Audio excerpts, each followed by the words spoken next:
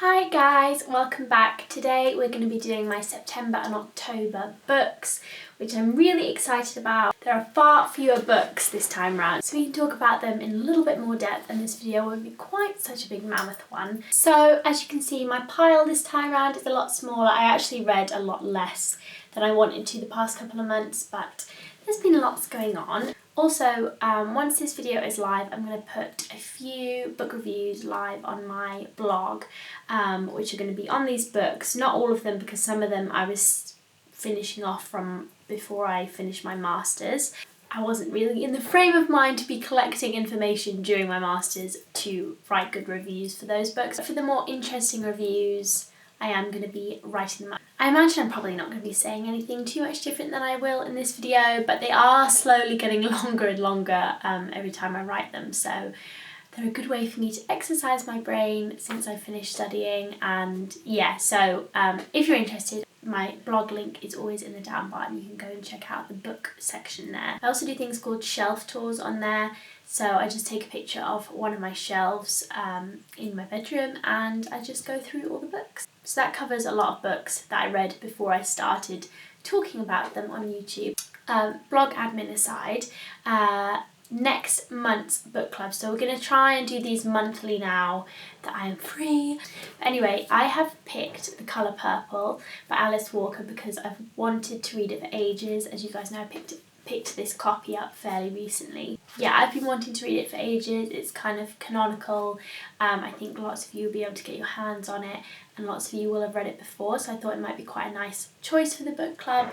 But please be aware of some distressing content in this novel. It is about a young black girl called Celie who is born in the American South into poverty and segregation. She is abused in this book, so yeah, please be aware of that before you pick it up. I wanted a good reason to get myself reading this book this month, so that is what I have picked. All the details for the book club will be down below, but it's very simple. If you just want to read along, that's all you have to do. You just have to get a copy of the book and read along. I think I might be coming down with something, so if I sound a little bit like I feel a bit throaty, but I imagine it's probably not coming through my voice. Right, let's start. I chose 2 book club books last time, so let's start with those. So we are starting with The Giver, and I'm sure many of you are familiar with this book. If I am correct, I believe it's on a lot of American high school curriculums. Could be wrong, but it's a young adult novel, like sci-fi-ish, kind of dystopia. And it was written in published in the early 90s, and it's very clear that lots of young adult dystopian fiction that came after are heavily inspired by this book, particularly the Divergent series. I think I read the first book of that, but it wasn't my favourite, so I didn't continue. And basically it is set in a kind of seemingly utopian society where everyone is equal and there's no pain and no violence, but it quickly becomes clear that in this society, like, all difference has been erased, including literal environmental difference, like they don't have snow anymore, they don't have hills, everything's so samey they can't even see colour properly, which is kind of crazy. And yeah, their jobs are picked for them and their families are picked for them. There's basically no choice, really. What did I think about this book? I did not love this book, you guys, and I really hope that everyone's not going to start hating on me for that. Yeah, I didn't love it. I thought the ideas in here were pretty simplistic, and I know it's a young adult novel. There are a significant amount of logical holes in it, which I kind of couldn't ignore. Like, for example, they play war games, but they don't know what war is, which seems quite strange. Like, to have no concept of war at all, but be able to play in the playground like war games didn't seem overly believable to me. Like, there's something a little bit wrong about the philosophy of this book. I read quite a good review on Goodreads actually, which was like, Lowry doesn't seem to really get that morality comes from your society as opposed to you as an individual. You're not born with a certain sense of certain number of values. So some of the kind of more sinister things that Jonas discovers his society does, he finds it all very abhorrent, but really that wouldn't really work because he's brought up in that society, so he would have that society's selection of moral values.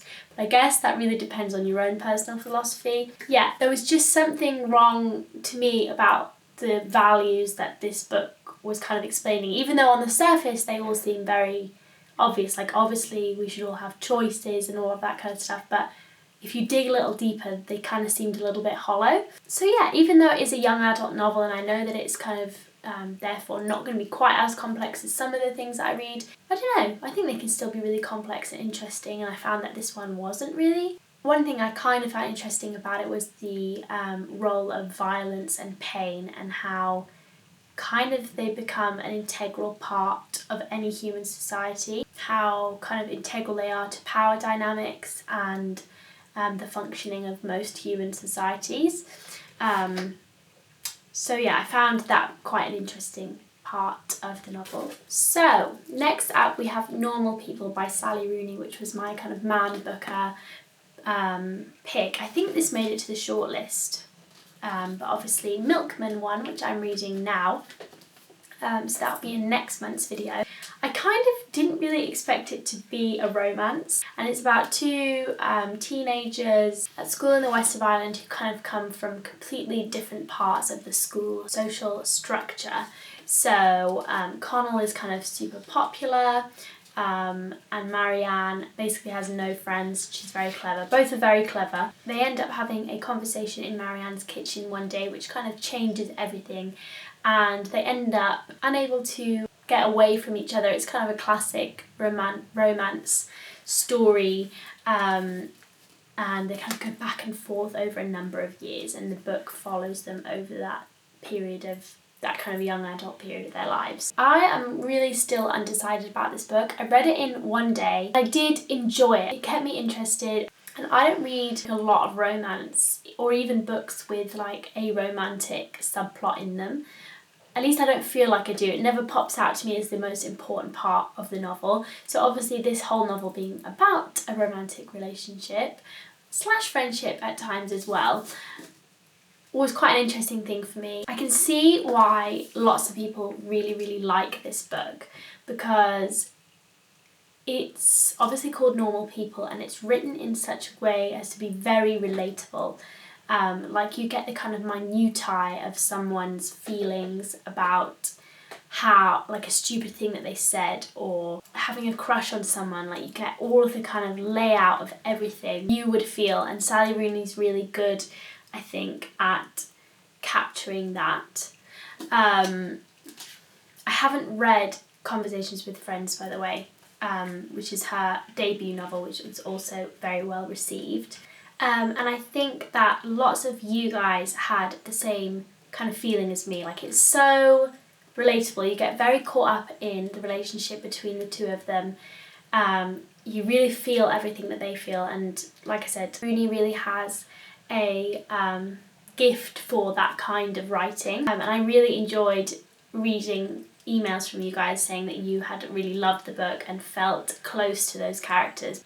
It's one of the special things about books that I don't think you really get with other things. I'm just going to turn the light on a minute because I think it's getting dark in here. Anyway, good fiction does that to you. It brings you really close to the characters and it makes you feel emotions and feelings and stuff. I do have some problems with it though, and I think at points in the narrative it is a little bit hackneyed. I think the reason that it was longlisted is because it makes you feel that way, and she really captures feelings well, but I think the actual storyline and some of the issues that she handles I'm not so keen on. For example, even though I was rooting for them, I did feel like the relationship was an unhealthy one, and to be fair, lots of people do have unhealthy relationships and there's no reason why books can't document that. They don't have to be like a blueprint of how you should have relationships, and it's called Normal People. But I wasn't sure just about the way that some things were presented.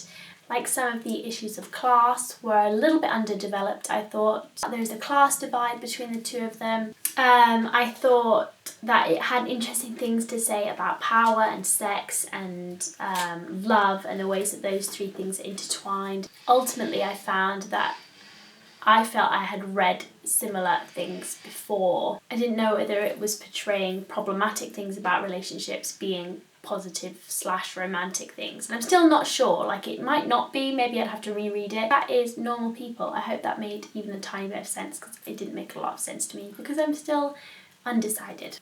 Okay guys, we have The Last Samurai, which I started back when I hadn't finished my masters and pushed through to finish afterwards. Now guys, I hate this book. This is by Helen DeWitt, and I have read her more recent book. This was her debut. I've read her more recent book. Oh my god, what was it called? I can't remember what it was called now, but it must have been in one of my book videos at some point. This couldn't be more different. That was quite simple and based on kind of one idea. This one is just an absolute slog. People love this book as well, like they truly love it. But anyway, I really didn't like it. Now, I have quite a high tolerance for pretentiousness and over-intellectualizing in my books. I am got a pretty high tolerance for it. But this one I could not stand. I just couldn't get past it on this one. Like it's full of, so it's about a genius child basically, whose mother won't tell him who his father is. She's very intelligent, she's an academic, but she also has another job. And while she's trying to kind of get on with her job and raise her child and support them both, she essentially accidentally turns him into a genius by trying to keep him occupied from a very young age, by making him kind of learn the Greek alphabet, Arabic and Japanese and Hebrew, and reading Homer and watching Kurosawa's Seven Samurai, which is where the name of this book comes from. I haven't watched the film, and if I'd watched the film maybe I would kind of enjoy it a bit more, because the Seven Samurai obviously is a key part of this book, so I probably should have watched the film, which is a famously very good Japanese piece of cinema. So anyway, and then he eventually goes through a number of potential fathers, kind of going to interview them and stuff by the end of this book. It's so chock-block with just like pointless pretentiousness, really like showing off basically about the various languages. I don't know if DeWitt herself can speak them or she just did a lot of research for this book, but just the various languages that the two of them can speak, and there's just pages and pages of just useless showboating of intelligence, which I just can't stand. I said the first 100 pages or so made me want to gouge my eyes out. Because I think the first 100 pages or so are narrated by his mother, and then it gets to being narrated by him, which is much better, and then he goes kind of through these father figures. But still, I didn't love the second half either.